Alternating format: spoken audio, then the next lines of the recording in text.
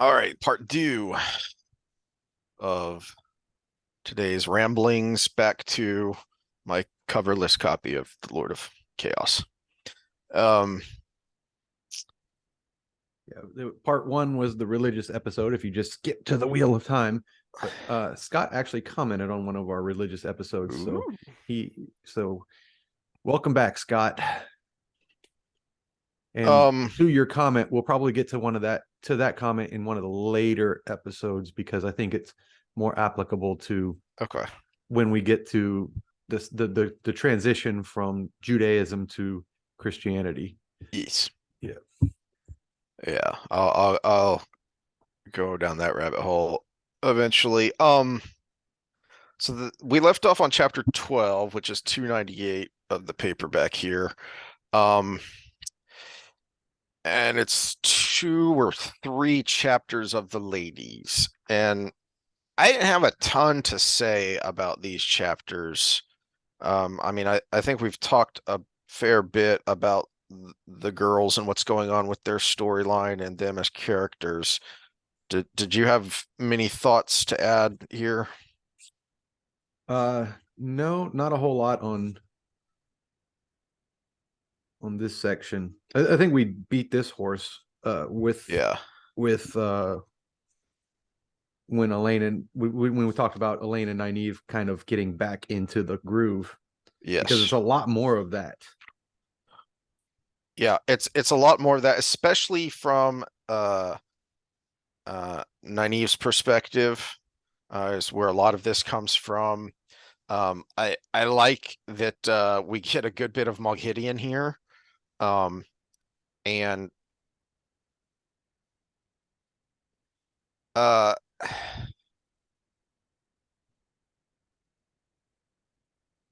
I wonder, one of the few things I do that does pop up and make me go with these chapters is, are they underestimating Moghidian? Because I feel like we, the reader, recognize right off the bat that she's trying to manipulate them. Yeah, I think they're mistaking her inability to use the power for Mm, her inability to act. yeah. Uh which is something Rand recognizes that the Aes Sedai never really do, except for you do get a little bit of it with some of them with their thoughts about warders. Um, because we kind of glossed over that last time where when Rand went back to the Black Tower and Taim had gotten rid of the swordsman that was supposed to be teaching them. Mm-hmm. And Bashir said, well, why? What's the point? I can barely keep from stabbing myself in the foot.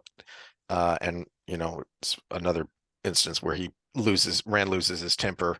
But he he recognizes, two things: that by training like a normal person, you remind yourself you're still a person, even though you have these abnormal abilities. And two, just because you can't channel doesn't mean you're helpless. And just because someone else can't channel doesn't mean they're helpless either. And the Aes Sedai never really get a good handle on that idea, which is something I feel like the girls should have learned from Avienda and the other Aiel, because they certainly aren't helpless physically, Mm-hmm. um, and have trained to be so. Well, but even physically, Mohidian can't do anything because she can't assault her soul dam, Yes. Yep. and so but if the power and physical might was the only thing that we could go by, you would have to eliminate a whole bunch of characters from this novel. Mhm. Um, Min, for instance, yep. Min would be a nothing character if the only things that mattered were the power and physical might. And that's that's one of the reasons she becomes such a great character, and kind of a fan favorite, is because she very quickly becomes more than just she's introduced because of her special ability, but she very quickly becomes more than that as a character. There's much more that she has to offer to the group and to the story. Uh, uh, Same thing with Brigitte. As I'm moving along here, um, she pops up with uh,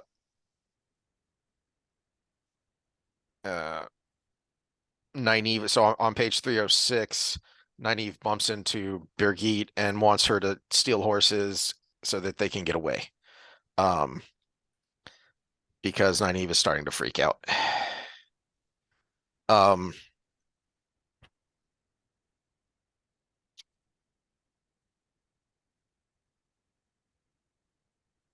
Birgitte is another one of those. She has ludicrously extraordinary abilities. I mean, superhuman abilities with the bow, really. Um, but the her ability with the bow is secondary to why people like her. Mhm. It's it's who she is as a character that makes her fun. This whole exchange, these couple of pages of exchange with Nynaeve and then with Ariana, uh, really make her fun and really make her interesting, as well as push Nynaeve as a character. Mhm. Now, why was 90 freaking out again? Um, that was that was something we were seeing last time. It's the slow build of pressure Mm, inside her mind. Part of it is her weather sense, knowing there's a storm that's not a storm coming, that's but not right. knowing details. She's feeling pressured by the attempts to break her block. She feels like they're going to lose what little position they have because they're running out of discoveries to teach the other Aes Sedai.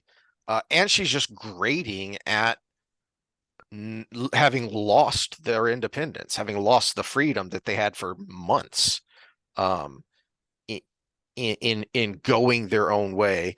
There's a touch uh, uh, of importance here. It's not all uh, selfish feeling because there are points in these several chapters where she thinks about how they could be doing more if they were with Rand to help Rand because he's the dragon. He's what's important right now.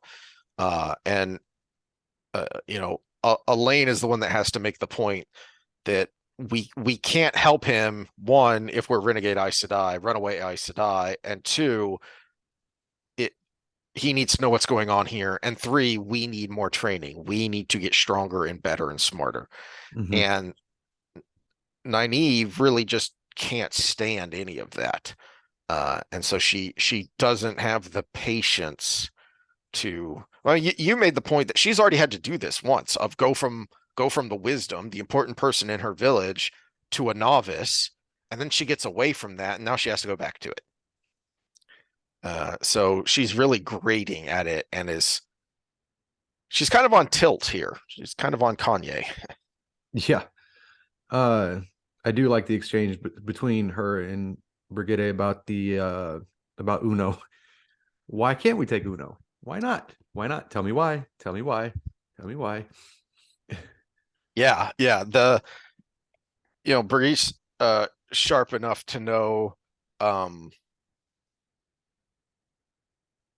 she's sharp enough to know there's something more going on here, that something's off with Nynaeve. And then also because Uno's a properly set up man. Because she likes some fugly. She likes them ugly, but usually not that tall. Um, that's true. So let's see.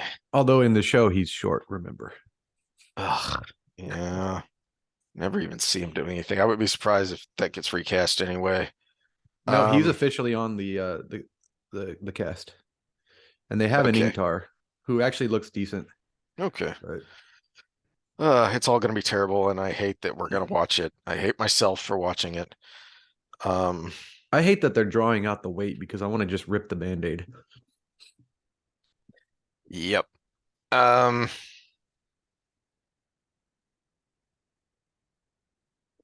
and then to add to our exasperation, we meet Nicola, who we'll see off and on for a bit. Uh, Yeah, she was one of those semi unnecessary characters, I thought. yeah. Um,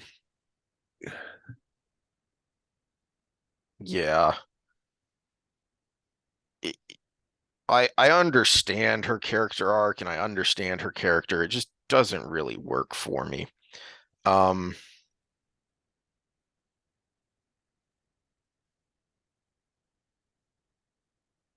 and then the end of the chapter is her going with these uh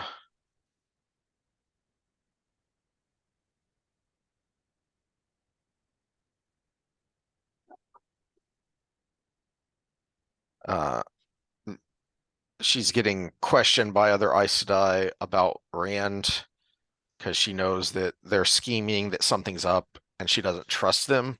So she's worried. And the emissary from Elida is here, so that's making her worry more. That was Tesla, right? Yes. I think that's who that was. They mentioned her a couple chapters ago. We don't actually meet her for a bit here. I think we meet her in the next chapter. Um,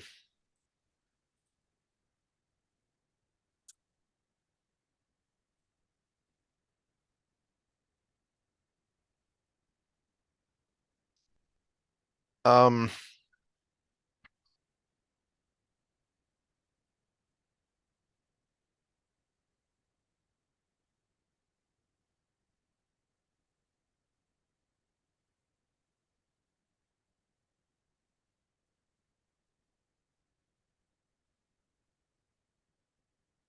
I'm going to jump to the end of chapter 13. So 339 is he really just puts a pin on these last couple of chapters of Nyneave thinking. Um,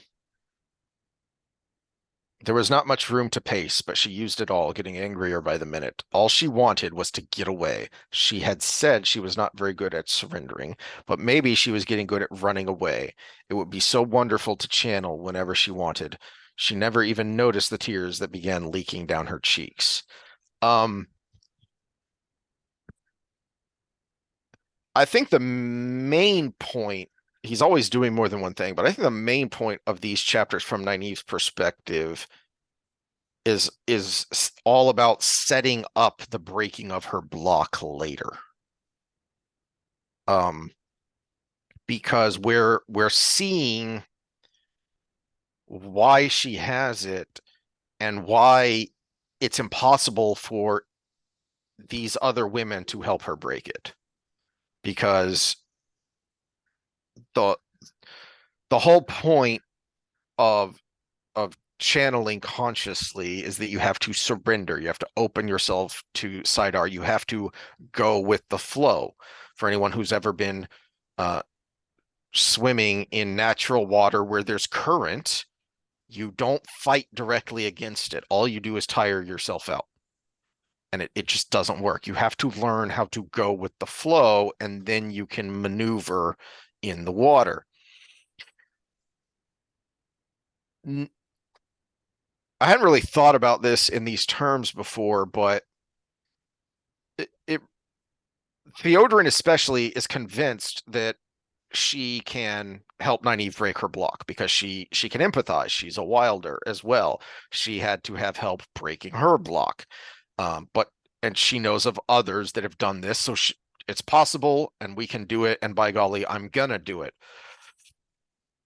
The problem is all of those other examples that were given are kind of understandable and natural, because you learn to channel subconsciously, from some desire that you want. The Theodrin recounts her block was she was trying to impress boys. It was when she started to notice boys and think about them sexually, romantically, that's when she started to channel. So that's what they used to trick her to get her to be able to channel. Nynaeve's is so radically different because it's not supposed to work. It's commented on a number of times that you shouldn't be able to do this because this runs contrary to everything we know about how Sidar works. And that is a little bit of a plot hole because I don't think that's ever addressed or explained even partially. You know, if you can think of something or if Scott knows something, I don't think we're ever really given an idea of why it does work. But Wait. Repeat that.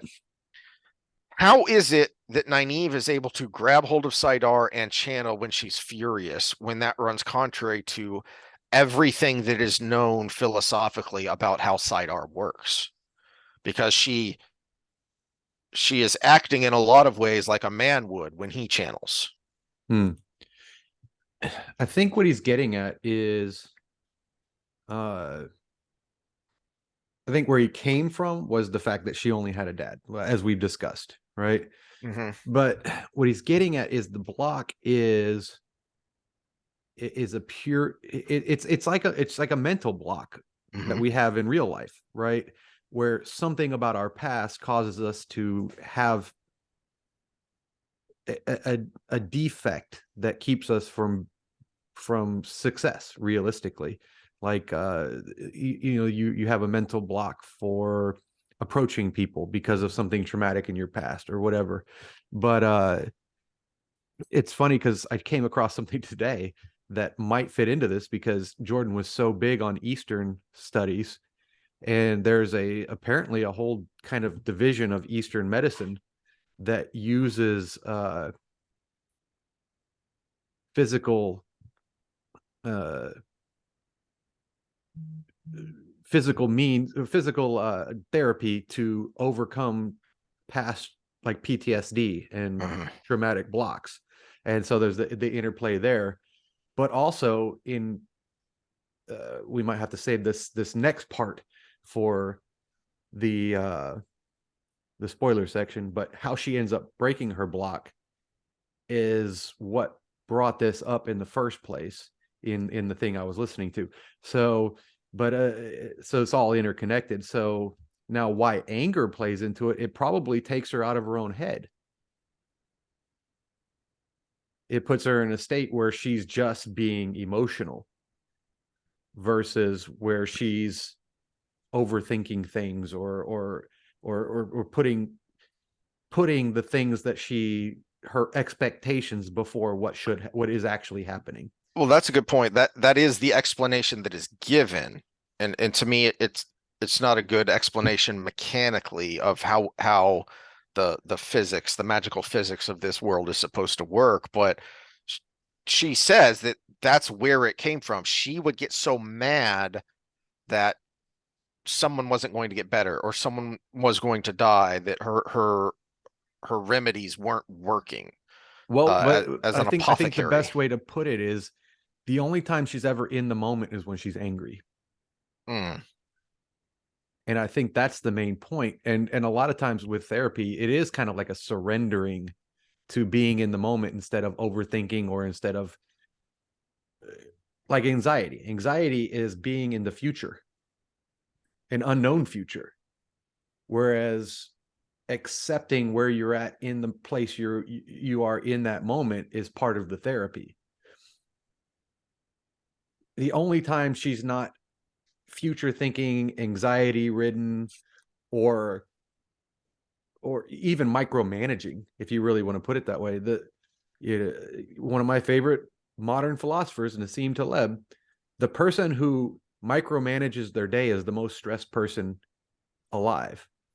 So, but she's that person. She's planning. She's the person that would wake up thinking about, I have to do this today, and this today, and this today, and this today, and this today, and this today.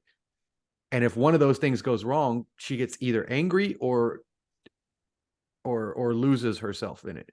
And the only time she's ever in the moment, present, is when she's angry. mm. And probably the same thing for Theodrin. The only time she'd let herself not be, in outside of the moment was when, oh my gosh, when she basically chemically loses herself in the fact, oh, cute guy. That makes sense. Yeah. So it's not a It, matter of surrendering, it's a matter of just being present. yeah, and that way, I guess it's a different way of surrendering Mm-hmm. because surrendering in that you are not actively, consciously trying to grab hold. Mm-hmm. You are reflexively moving. I mean, it's Um, slightly a metaphor to anxiety, because yeah, anxiety is the response to anxiety is to try to make things happen the way you want them to, not the way they could, not that bad thing you've put on it. And how many times does that end up in a negative result? yeah. Uh, I think we're gonna have to move past that because the thought it gives me is something that's gonna happen down the road. Because that was actually something that I was kind of that was actually kind of percolating in the back of my head is that when Nyneave does astounding things with the power, it's it's not just that she happens to be angry, but the bigger point is that she's acting reflexively. Mm-hmm. I not mentioning what's happening down the road, but going backwards when she fought Moghidian, um, she didn't really know what she was doing. She was acting reflexively out of desperation, and she managed to overpower someone who she had no right overpowering, Mm-hmm. by skill and if not power level. All right. Chapter 14 is the bubble of evil. A lot of stuff happens, but I don't know if there's anything to talk about. Is this the one where they all link? Yeah. Yeah.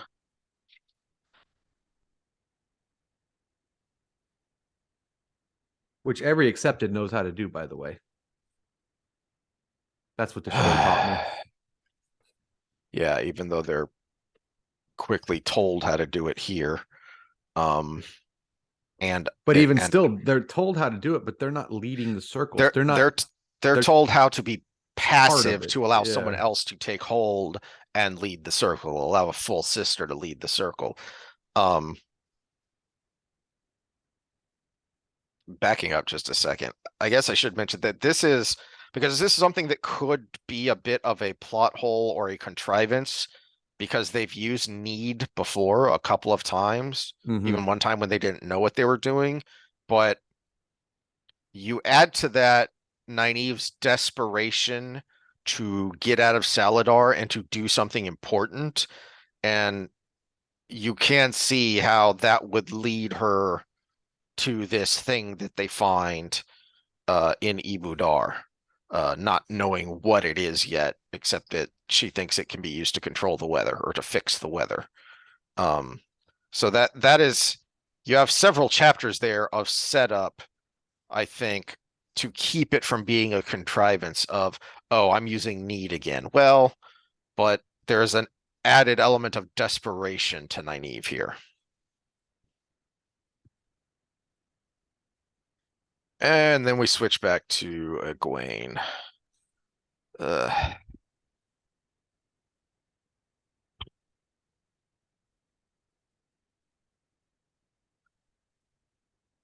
with a little bit of the girls mixed in. Do you have some Egwene hate that you want to pile on here? Oh no, this is we're kind of just in the midst of Hmm. her going the direction that I think annoys a lot of us, but we haven't Yeah, we haven't gotten to Gawain yet, so there's a good example of that on page 360. Um, so down at the bottom of 360, your eyes are pinched, Byre said in a concerned, reedy voice that matched her face. In many ways, she was the hardest of the three, though. Did you sleep poorly? How could she otherwise? Amos asked grumpily. I tried to look in on her dreams 3 times last night and found nothing. No one can sleep well if they do not dream. Egwene's mouth went dry in a heartbeat. Her tongue clove to the roof of her mouth. They would have to check on the one night she was not back in her body in just a few hours. She was out gallivanting around, and to the point you and Scott have made is she doesn't suffer the consequences you feel like she should for mhm. all of the things she does. when it comes to all of the negative things she does, when it comes to rule bending and rule breaking, as well as being, uh, as well as kind of being a queen bee to a lot of people. And it's hard to say she really gets her comeuppance, even though she does go through some seriously traumatic things. She gets knocked around, you know, probably worse than anyone but Rand and Perrin, I would say, as far as the crap she has to go through. When you talk about the Sanshin that she has to deal with, the having to go from being a novice to an accepted to then backtracking to being an apprentice for the wise ones, and all the rigor they put her through, and then stuff that's going to happen later, and then stuff that's going to happen later. So she does go through quite a lot, but she never seems to learn a lesson from it. She never connects those punishments to the crimes. It's just something that happens to her. Mm-hmm. And it never really changes her behavior. It's the cost of pushing forward, is what it is. She Versus, rationalizes it. Yeah, she yeah, always rationalizes it. Um, rationalizes it and blames others. And that was the other point of this little exchange here is um,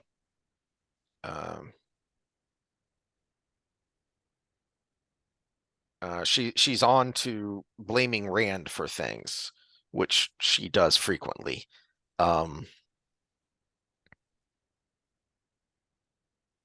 So they're talking about the those who have refused. So the guy Shane that won't put off the white. mm-hmm. Um, I think this is no, because we get it with Isildur, that what they do to her, that the greatest form of punishment to an Aiel is work that is worthless. Mm-hmm. So we've seen that before, or we've heard of it before, and now we're seeing it again. Which I guess I would not score high in Giotto, because all I do is make people work more than they have to in their real life all day long. Yes, but it's not worthless. There is a benefit gained from that. Digging a hole for no reason other than to fill it back in after the fact. Yeah, but That's I'm pretty assisting worthless. with other people's shame, because the only reason they need me is because they don't do the work themselves. That's true. Yeah. That's true. Um, anyway,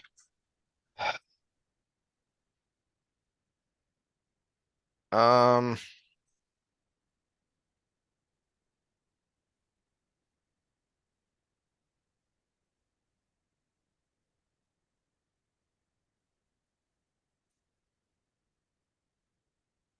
yeah, another example of that is her exploring by herself is making her think of questions that she asks, and the wise ones comment about how since she's not been allowed to go into the world of dreams, she has all these questions. Well, it's because she's trying to figure stuff out on her own. Mm-hmm. And there really isn't the slightest bit of guilt there. There's just the slight panic at, oh no, I better, hurry up and change the subject before I get caught. Mm-hmm.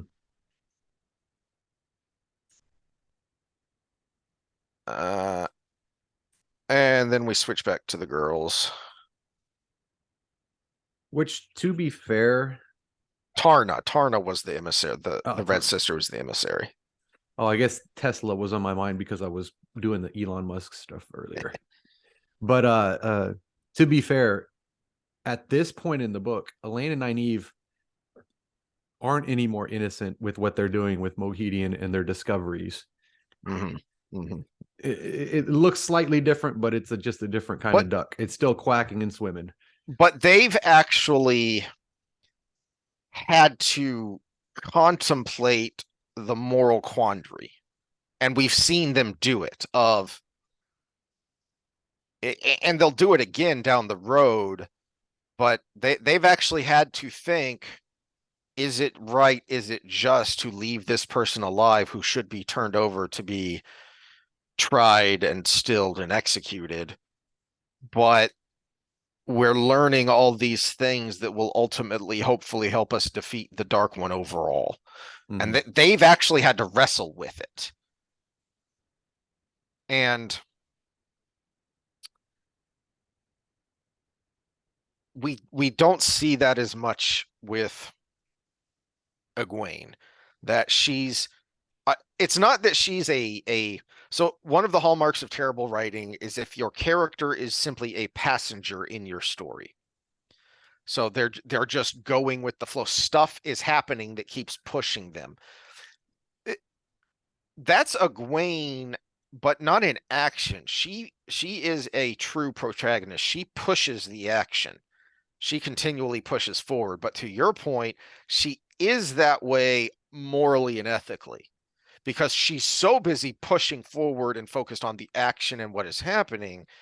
She never truly contemplates the ethical implications of what she's doing.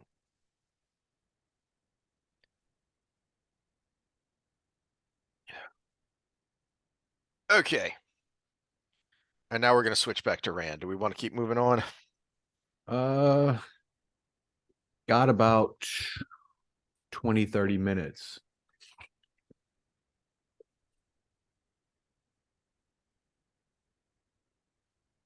Um,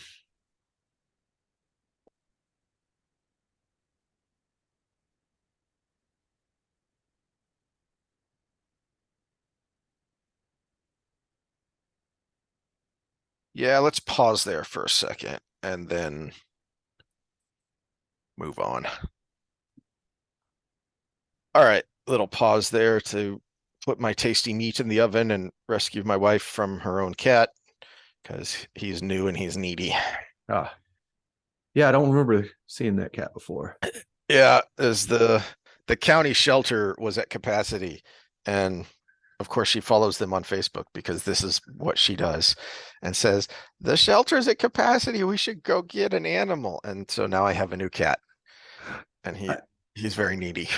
I don't mind cats. I just don't like litter boxes. And I have a small feeling that if I got a cat, our dogs would eat it.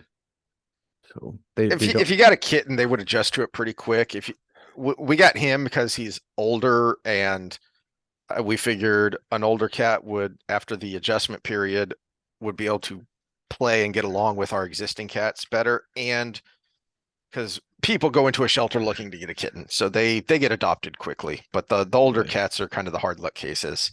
What I did with my litter box, because I can't stand it either, is I went into my utility room, which connects to the garage, and in between two of the studs, I cut a hole in the sheetrock, and then connected to that hole, I built a little plywood box, and that's what the litter box is in. Oh, that works. So there's no smell in the house. It's just whenever I have to go change that, but that's what kids are for. Yeah, well, it just never seems to fail. People put the litter box in the freaking laundry room, so all their laundry smells like kitty litter. And but I still think my dogs would probably eat any cat we got, other than maybe a kitten.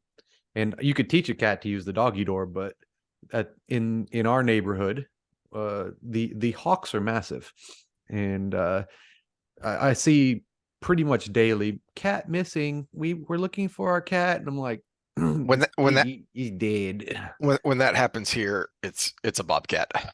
We got bobcats, hawks, and coyotes. So all three will eat your cat. Oh yeah. Yeah.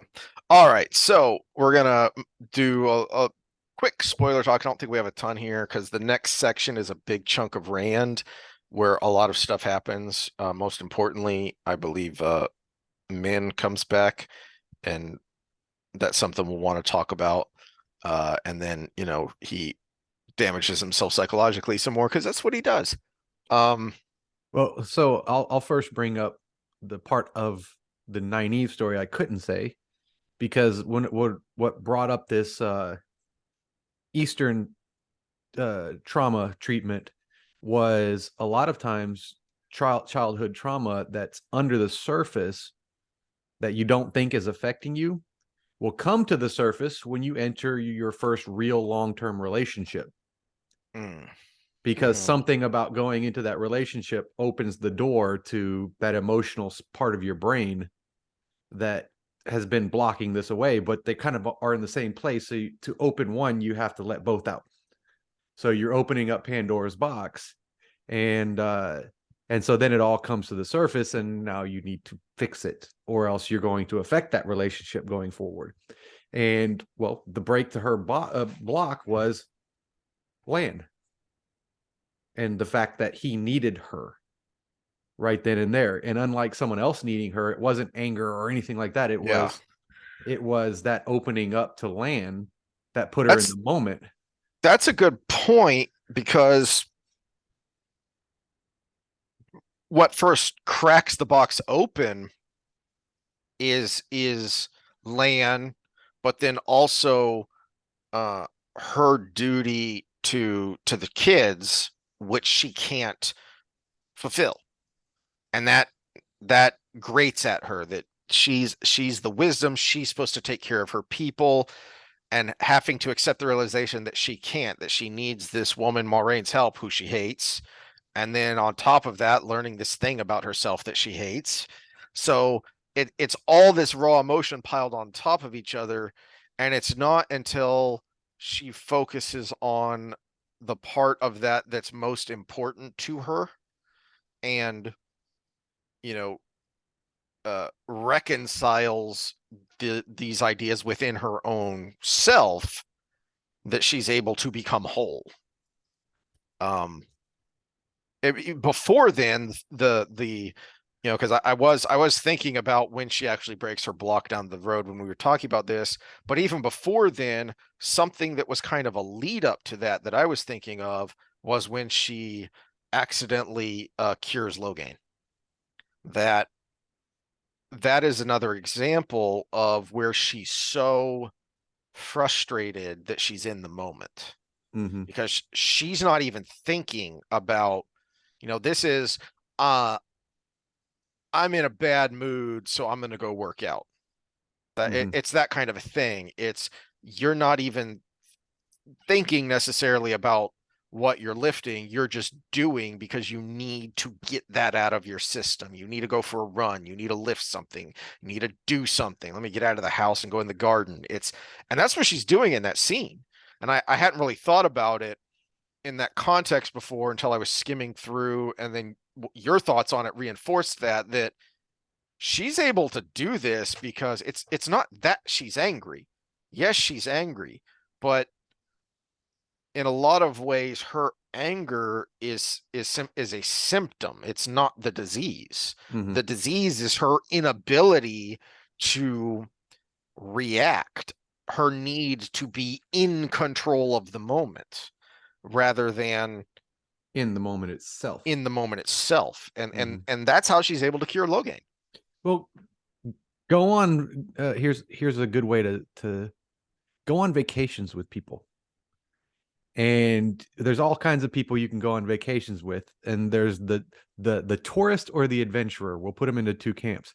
The tourist is the one that has everything mapped out, where you're going to be, what I you're was going going to to say, luckily no one watches this, because do. my example is one of my sisters literally makes an itinerary, Yes, I can see that. I could probably guess which sister. and the other one hates that. But then there's also the adventurer that is a little bit more laissez-faire.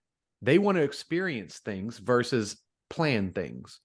And this is where me and my wife have trouble on vacation sometimes, because she's the itinerary person. Hmm. But when something goes wrong, that person melts down. There's a traffic jam. You automatically threw your schedule off. Yes, There's ideally you want to be able to do both. You want to be able to make an outline, but then uh uh improvise when it becomes necessary. but she gets frustrated at me because she'll be like, well, what about this and this and this and this and this, and just lay everything out there. And I'm just like, that sounds good. And then she gets mad at me. She's like, you don't, you just act like you don't care. And I'm like, look, you're better at this part than I am. So why don't we combine our powers? because I am Mr. Adlib. So you make the plan, but when things go wrong, you let me handle it. How about that? And then we'll be perfect. So I don't care what you plan. Here's some things that I might want to do that you can fit into your plan. Other than that, do you do you. And This is why Jordan is so great at writing women, but more writing men and women together, and why he's problematic now. Because one of, if not the best scenes in the entire series is when Nyneave drops Land off at World's End and then starts hopping ahead of him to tell people he's coming so that he will be forced to let people join him so that he won't be riding into the blight alone, but that he will have an army ahead of him. I get goosebumps every time I read that scene. The, you know, what she does, and then when she shows up, I love the scene that's the perspective from the Valkyrie merchant who just wears the Hadori to unnerve people. He's not really Valkyrie, you know. And a big reason that scene works is because that is Nyneave at her best. And she's at her best because she is most complete. Because Lan reinforces all of those parts of her that were previously deficient. And Lan as well. And you don't get it as much, but you get it later, especially when the last battle actually starts and you get some of those Lan perspectives. And he's thinking about Nyneave. He is no longer he is still reserved. He is still fatalistic, but he's no longer nihilistic because he has Nyneave.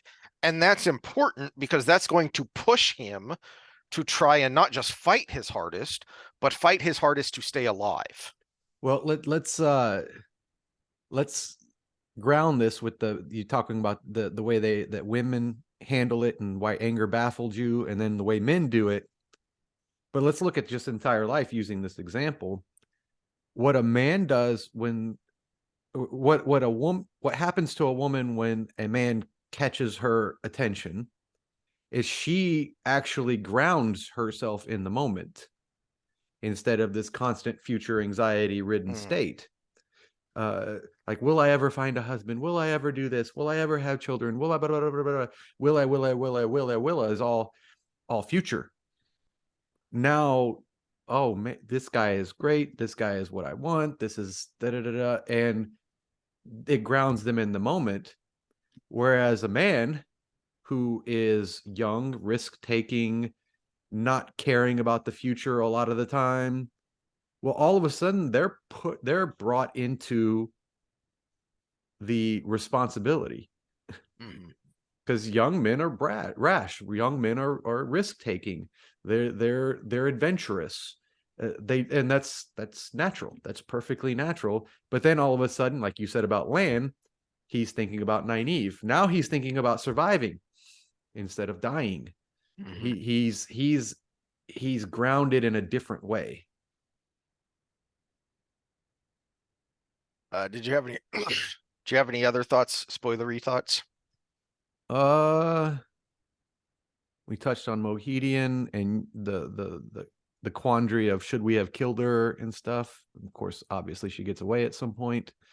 But we'll probably have plenty of time to talk about that one. Yeah, especially when Egwene comes into the picture there, because that's kind of what I was referencing, is that the Nynaeve and Elaine have to wrestle with this because they're the ones, and then it's just handed to Egwene, and she doesn't.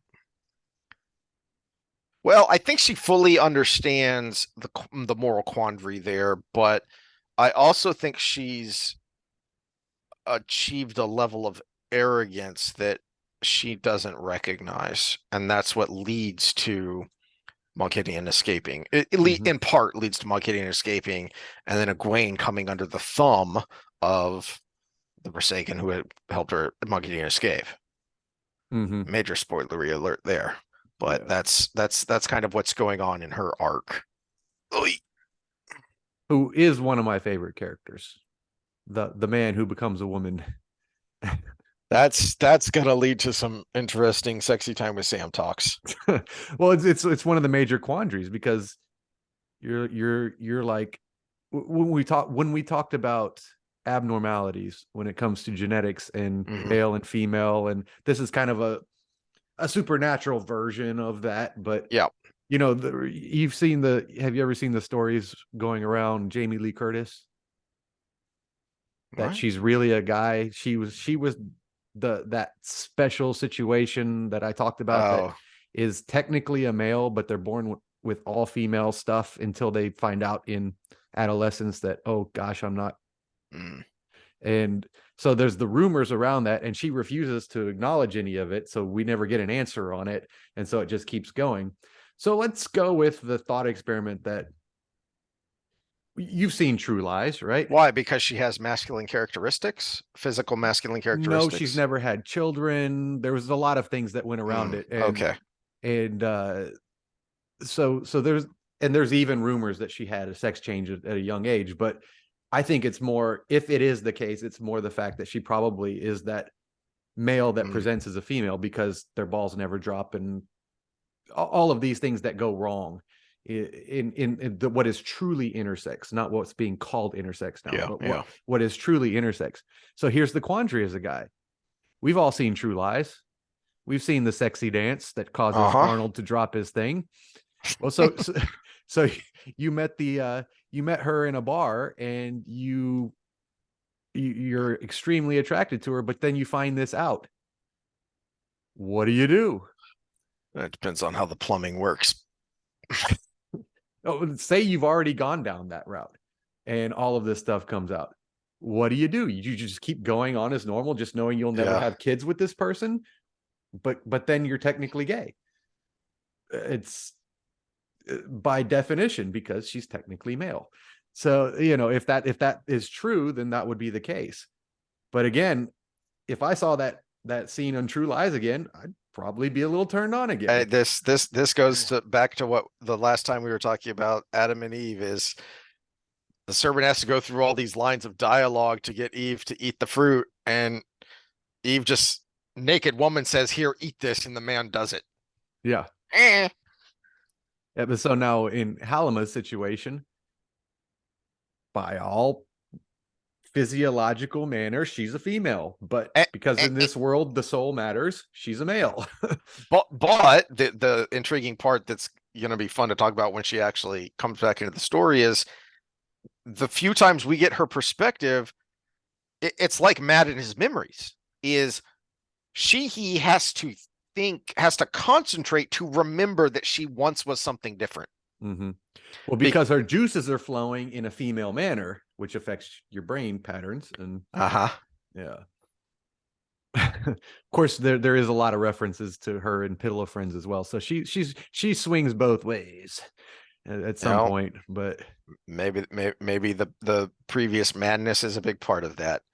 Um, all right. So on to comments. yes, yes. Oy. Do you have them up, or do you want me to bring them up? I'm looking at them here.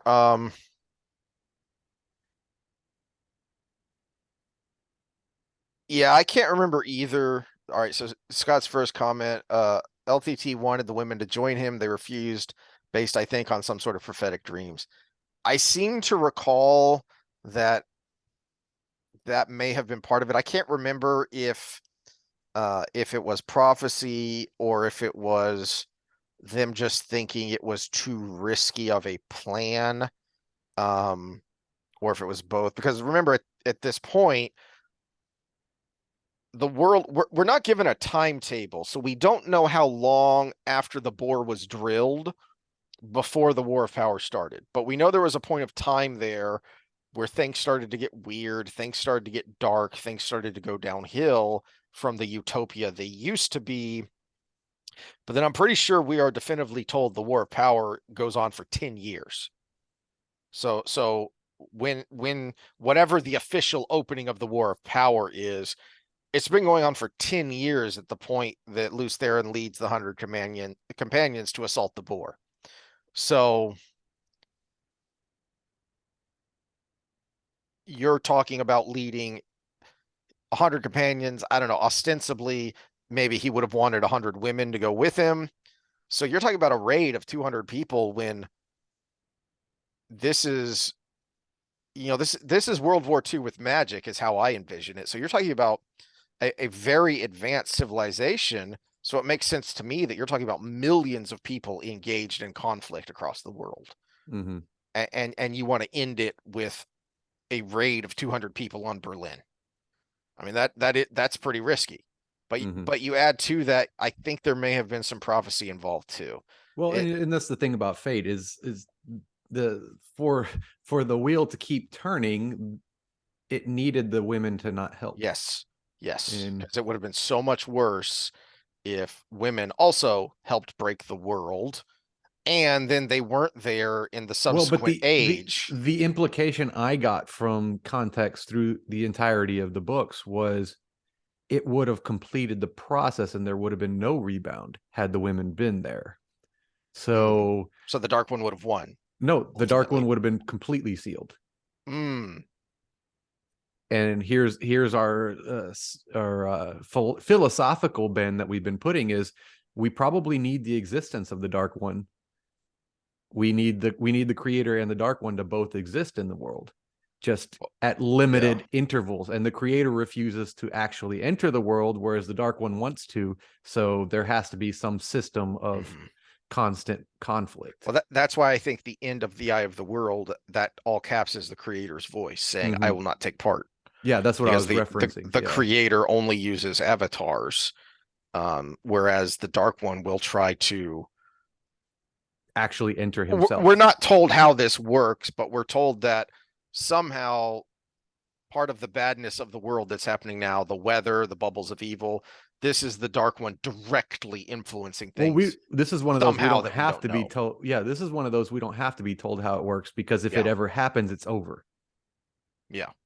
So, uh, which is probably why the creator doesn't intervene on its own, because if it ever happens, it's over. But the difference between the two entities is one knows that and knows it's a bad thing. The other knows that and knows it's a bad thing, but still wants to do it. All right. You mentioned that they never learned humility. I'm not sure that's the subject Aes Sedai are qualified to teach, Which was my e- point. except for a couple of very specific examples. Um, Moiraine, when she comes back, she has definitely been humbled in multiple ways, not just dying, not just being imprisoned with the Finns, but then they ate her power. So now she's greatly diminished as far as power goes, and that is a major part of the Aes Sedai hierarchy. Um, but she doesn't let that constrain her at all because she has been greatly humbled. Um, Cadsuane, we're not told what, but it's insinuated that she has been humbled. She doesn't come across that way because but when the few times we get her point of view, we get a strong indication that a lot of that macho character is just that. It's a character. It is a part that she is playing to achieve an end. But from her point of views that we get, she is not nearly as certain as she portrays. And then Mm-hmm. and then the big one to me is oh, brain fart, because we haven't seen her for a while, so I'm brain farting on her name. What am I talking about? We just saw her because she was in the inn when Rand lost his mind. Um, Baron. Varen, thank you. Brain make dumb. Varen's the big one. She was humbled in a major way, so much so that she went looking for the dark based off curiosity, and then she got herself in such a bind she was forced to join them. Um, her final scene is one of the best in the whole series because of that. That she recognizes it would have been nice if I would have been able to uh find the oath rod and break the bonds so that I could live, but on the other hand, I don't necessarily deserve to live because yeah, I didn't do this necessarily voluntarily, but I still did it, and that meant I had to do some terrible things because I was Black Ajah. So I had to do terrible things. And that's why she's such a great character and that scene is so impactful is because of that humility. Um it's really annoying that Rand takes so long to get humbled, but when he does, it's some of the best pages in the whole series. And I'm pretty sure those were heavily written by Jordan before he died, because just the tone of those scenes when he becomes whole, when Rand becomes Rand fully at the very end of the series, um, those are some great scenes as well, and I feel like those were probably written extensively before Jordan died. Um, were you looking up something based on this next one? Would depends what the next one is. The very best studies of nature versus nurture are the ones about separated identical twins. Yes, I wanted to find the name of the documentary.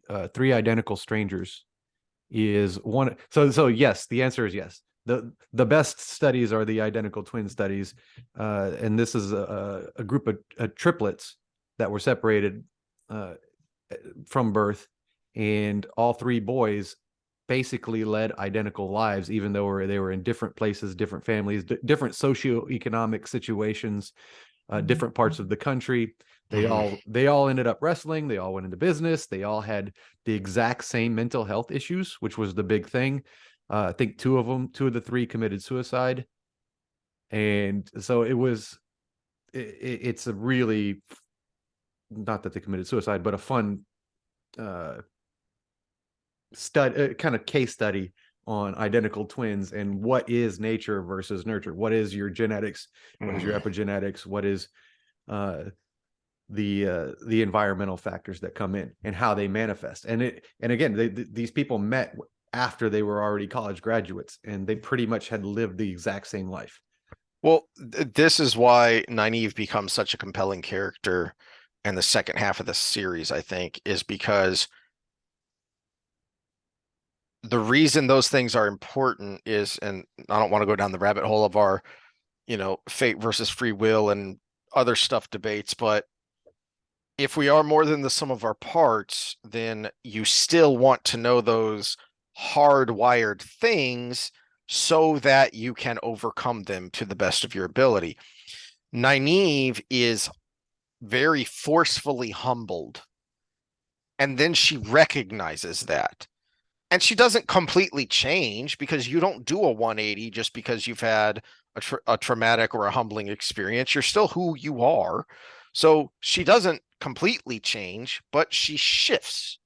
And in a lot of reason for that is from the points of view that we get, is because she now recognizes what her limitations are, and she's trying her best to work around those. Mm-hmm. Yeah, the confounding issue with, so even so we think of identical twin studies separated at birth as perfect because they're identical genetically, but they're in a different environment. So we can officially say that this was nature, this was nurture. The problem being, some identical things with genetics affect how people treat you and how your environment around you works. Say you're genetically good looking. Well, you've just created an environmental similarity, because people are going to treat you like a good looking person. Hmm. You're genetically tall, people are going to treat you like a tall person, whether that's your sports selection or job placement or just how people interact with you, because we do know the deference that people automatically get to someone who's taller, et cetera, et cetera, et cetera. So all of the environmental things can actually coincide with the two individuals, even though if they had been treated differently, they might have done something different. So that does actually make it not 100% foolproof study, but it's still as close as we can get realistically. And as we've talked about many times with exercise and nutrition studies, it's really hard to randomize control everything. So sometimes this is the best information we got. Mhm. All right. Briefly, I think one or more of the Aes Sedai generated the nightmare situation unknowingly. I think we are actually given some more details of how this stuff works, and I would suspect that one of them, for one reason or another, pulled the nightmare towards them and then made it worse. Mm-hmm. So I don't think it was generated, but I think we're kind of told that both the bubbles of evil and these nightmares, they can drift and they can be pulled by stray thoughts or by strong emotion. And then once you get sucked into it, then you make it worse with that strong emotion. Mm-hmm. We're gonna see that in a minute with Egwene uh inadvertently pulling Gawain's dream to her. And we're kind of told something along those lines. Now that's a different kind of dream thing, but it's still the same basic idea. So that would be what I would think, is not that they generated it out of whole cloth, but that they pulled this nightmare towards them and made it worse.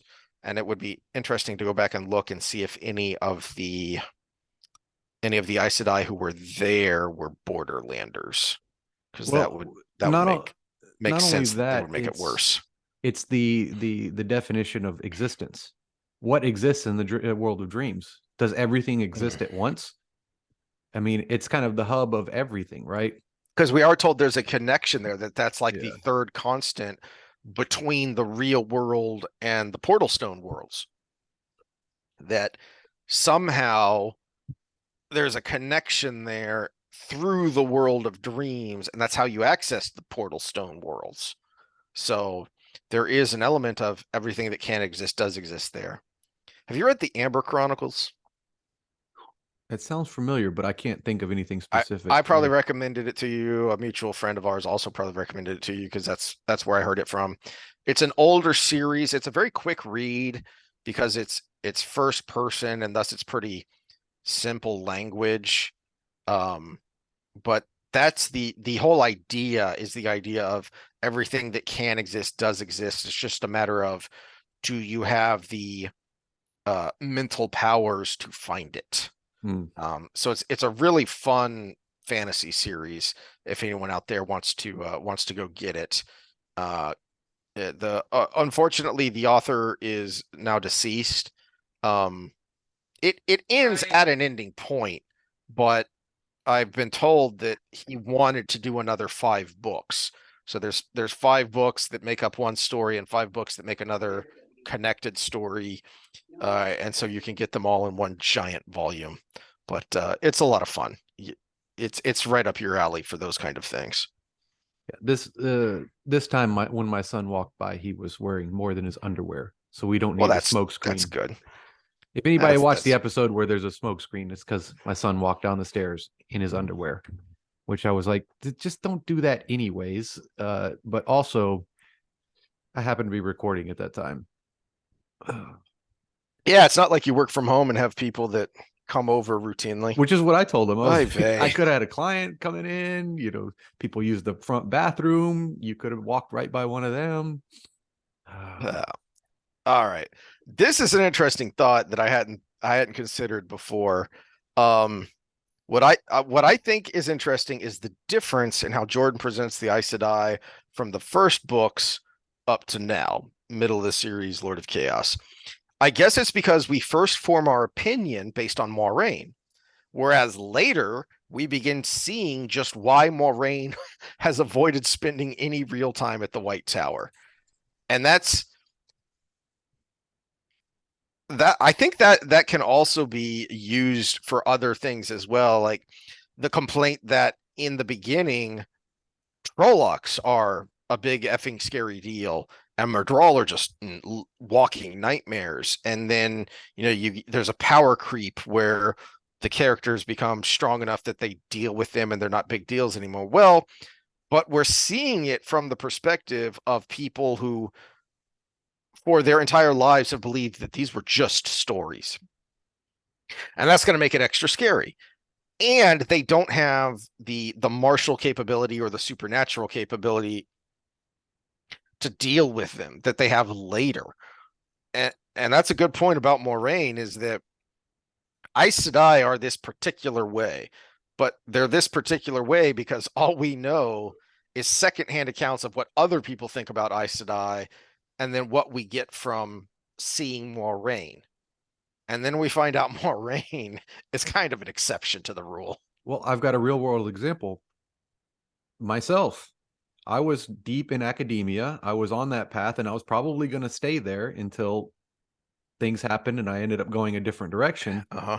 And then I went into entrepreneurship and spent 10 years doing that, and then looked back into academia, and I'm like, oh, what the fuck?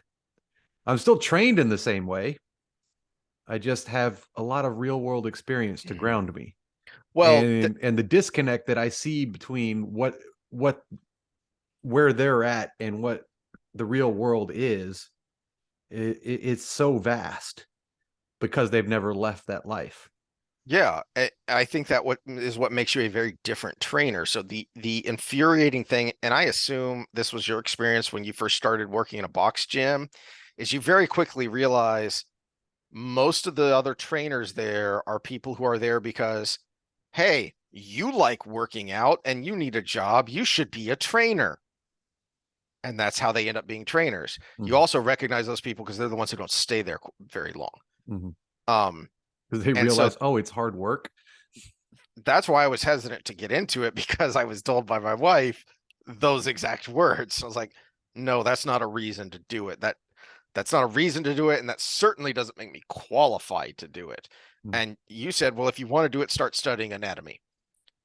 So even no, not biomechanics, not exercise science. No, study anatomy. That comes first. Mm-hmm. And then you explained all the reasons why. It and that automatically made me a very different trainer from the ones I've ever been around outside of, you and the people you have helped Mm-hmm. train. That But there's still different benefit. mentality. There's still benefit to the academic part of Yes. it. I wouldn't be who I am now professionally if I didn't have both. And that's the main thing. So the Aes Sedai that never leave the tower never Hmm. leave the school. They're the academics. They're the PhDs that everybody says we should listen to right now, but are getting everything wrong. But at this point, it's why I'm different than all the trainers that never had that academic route. But I'm also different than all the academics that have never But had the real world route. that's why we like Brett Contreras, because he understands the difference between the textbook and the practical. I mean, this is a guy, I'm pretty sure he's published over 100 papers. I seem to recall him saying that at one Well, point. I would say he's It, probably been a part or, of or 100 part of, published yes, papers. Yeah. authored or co-authored. And yet he doesn't talk like an academic. That's why he's so relatable, is you can understand him because he understands there is a difference between the classroom and the lab and the gym. And he's able to uh, weave those differences together to make something understandable to the layperson. Yeah, and he probably just like myself understands that yes, randomized controlled trials are the gold standard, but they're not always possible. And in some cases, there's no way you can do one. Yeah. And case studies have value. Cohort studies have value. As long as you understand what value they have and what limitations they have, you can assess where they fit into what you're looking at.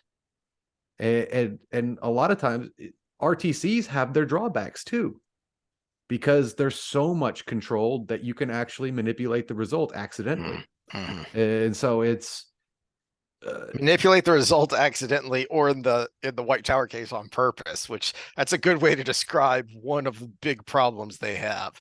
And well, yeah, there's definitely the bias that goes with the purity that you're always around. So I don't know what the exact bias to this would be, but it would be like a purity bias.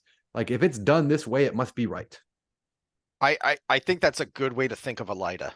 And Mm-hmm. especially when we start to see her more in as Amarillan rather than just hear about her and what she's doing, when we actually start to see more scenes of her, that's a good way to think of her, is that she is heavily biased that way.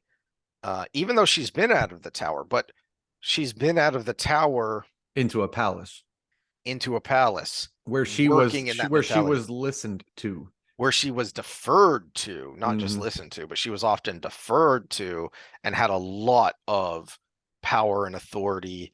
And so it was like being in the it was actually worse than being in the White Tower because she didn't have to deal with any Aes Sedai hierarchy. So that's a good way of thinking about her. And finally, I hadn't thought about it in these terms, but this is uh this is an interesting thought because we get this in Perrin and Fael's relationship and how it develops, which is Perrin can accept the maidens more easily because they're not trying to mother him continually.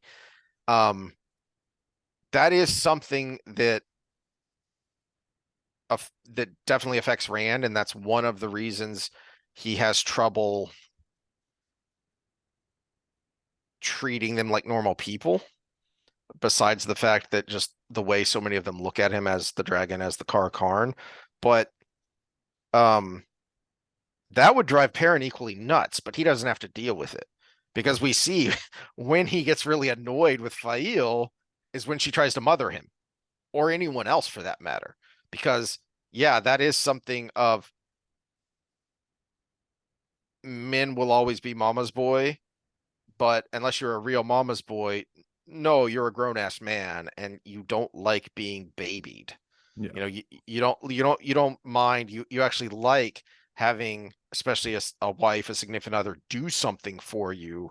But there's a difference between doing something nice for you, making you a meal, bringing you going and getting you medicine because you're in bed with the flu, whatever, versus treating you like a child. Which I think is what drives Rand crazy. And we see the same thing kind of after Perrin gets wounded when Fael and I'm brain farting on the Tinker woman's name who I like. Anyway, they're treating him like a child and it drives him nuts. Well, this is where guys and girls are kind of similar because it just looks different. Mm, It's uh the difference between the mothering, if I can try to figure out a way to describe it with English language, is someone doing something for you because they want to do something for you versus someone doing something for you because they think they have to mm, or because they think you can't do it yourself. So let me flip that around. This is why I say it's the same.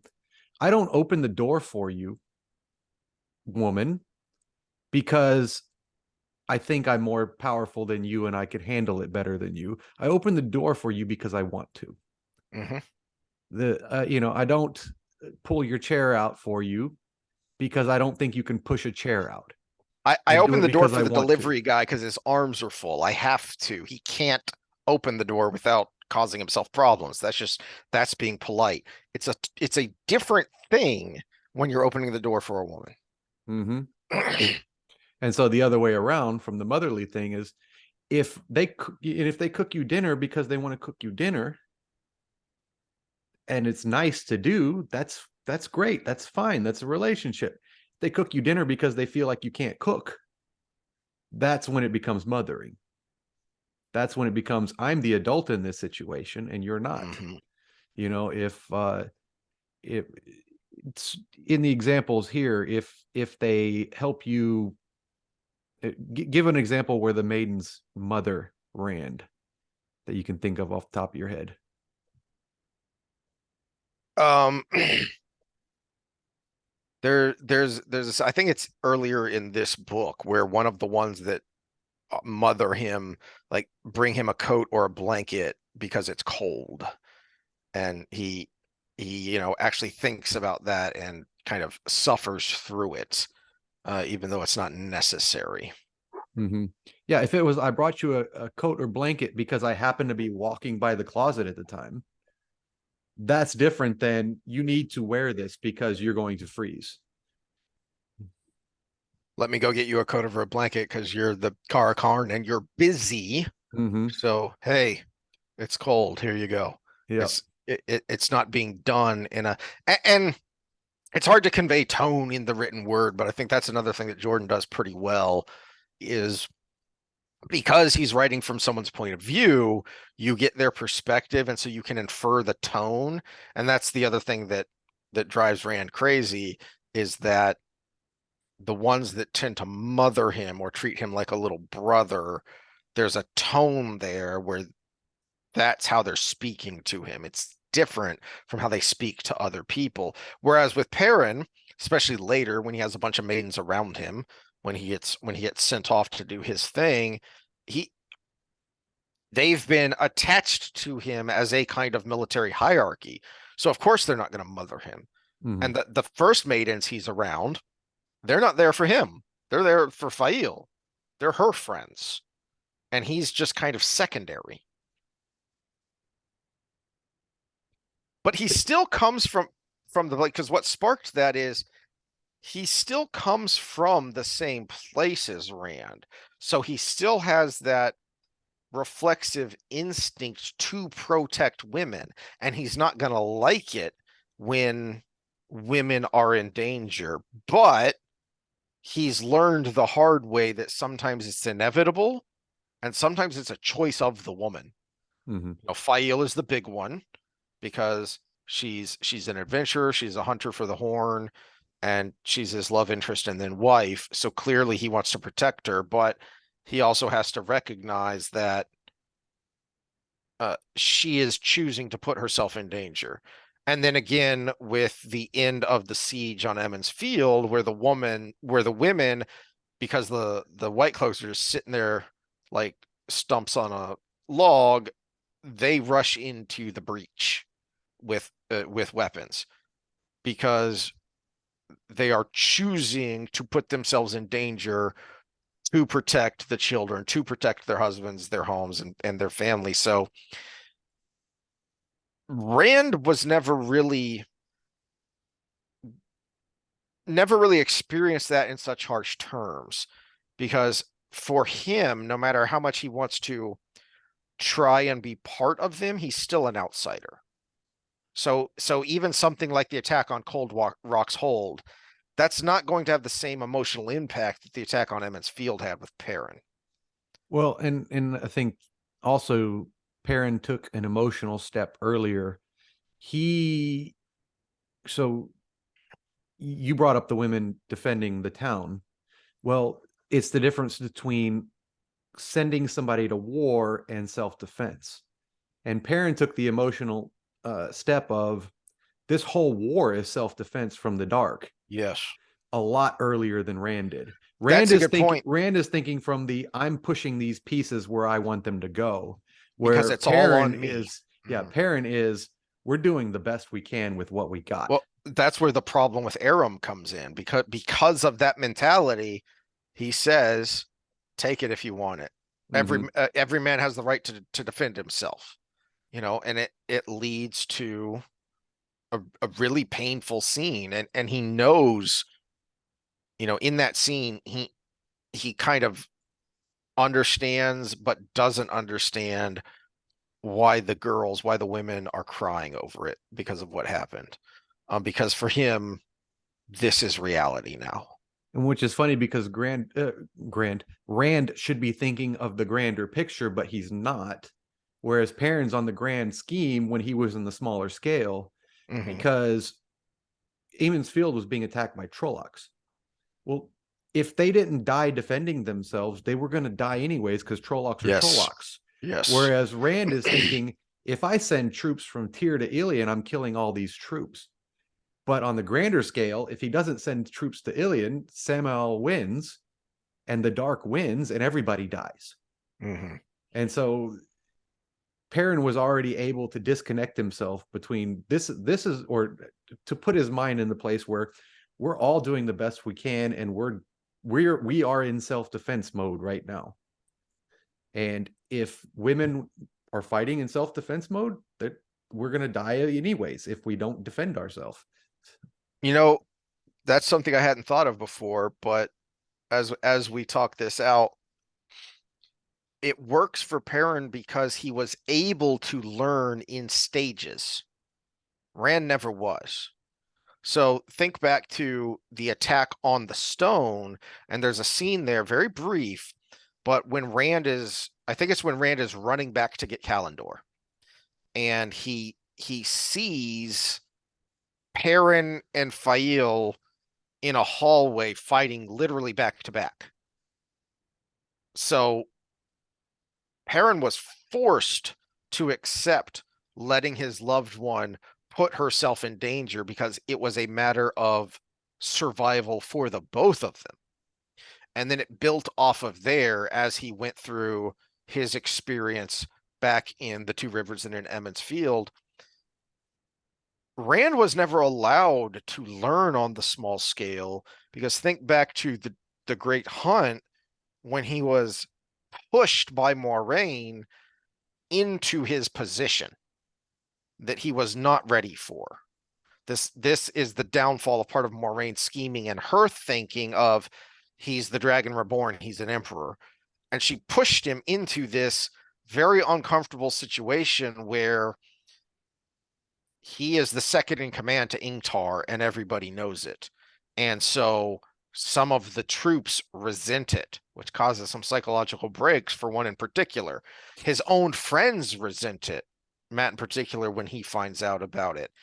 And so he's never able to comfortably and naturally assume that leadership position like Perrin is because he's not being meddled with. Mm-hmm. I think that's a good place to cut it. I got to get to work, and I don't mind that we went a little long because it's 2 parts. And if somebody wants to skip the first, they can skip the first or the second. Yeah. So hopefully it was all intelligible and entertaining in both parts. And we will try and get through a big chunk. I think it's about 6 chapters of Rand is what's next that we'll try and get through next time. All right. Any further thoughts? That's all I got. See y'all next time. All right. See you next time.